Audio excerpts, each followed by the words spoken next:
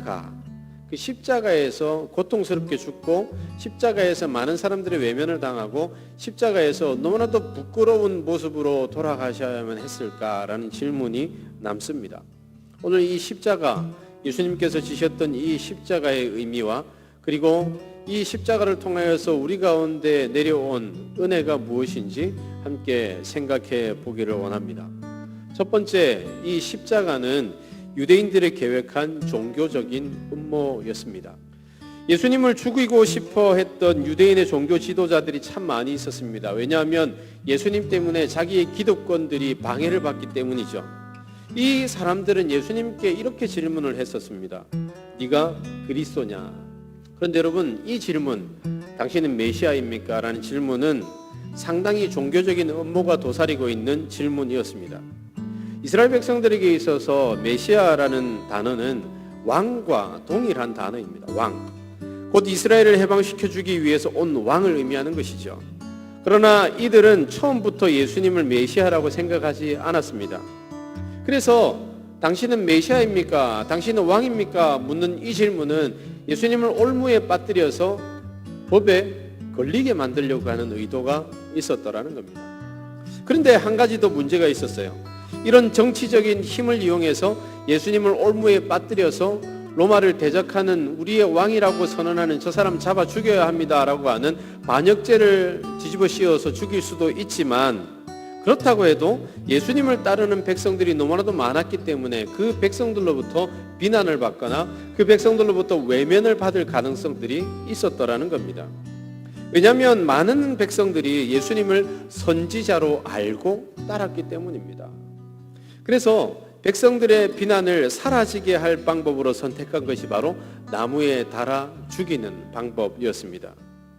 왜 그들이 이 방법을 선택했느냐면 신명기 21장 23절에 기록되어 있는 이 율법의 말씀 때문입니다. 함께 신명기 21장 23절 함께 읽겠습니다. 그 시체를 나무 위에 밤새도록 두지 말고 그날에 장사하여 내 하나님 여호와께서 내게 기업으로 주시는 땅을 더럽히지 말라. 나무에 달린 자는 하나님께 저주를 받았음이니라. 이 말씀을 통해서 이스라엘 백성이 하나님의 저주를 받아 예수님이 죽게 되었다는 사실을 보여주려고 이스라엘 종교 지도자들은 예수님을 십자가에 못을 박아 죽이기를 계획했던 것입니다. 두 번째로, 이 십자가는 예수님이 선택한 것이었습니다. 예수님께서 십자가의 이 죽음을 선택하신 이유는 두 가지로 설명을 할 수 있습니다.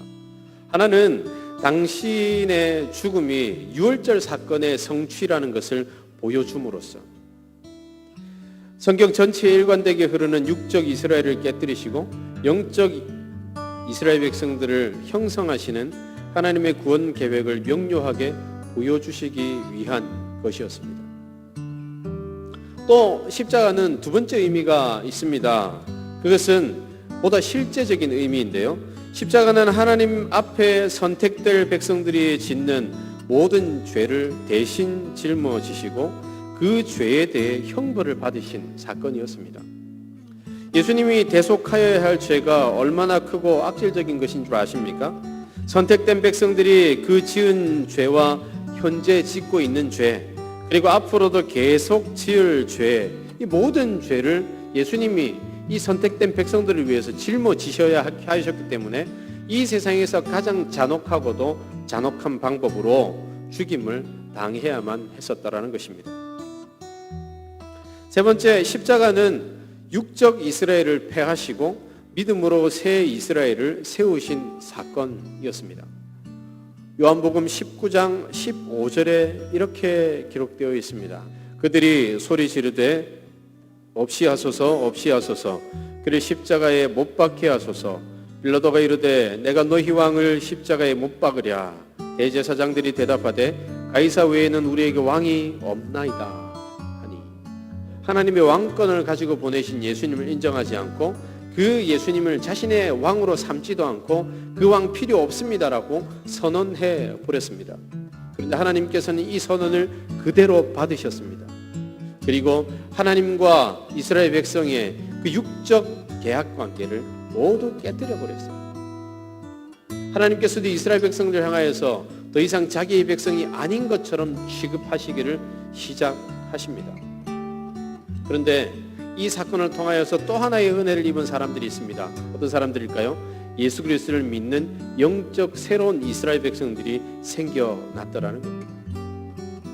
우리가 이 은혜의 계약 아래에 들어가게 된 한 사람 한 사람입니다.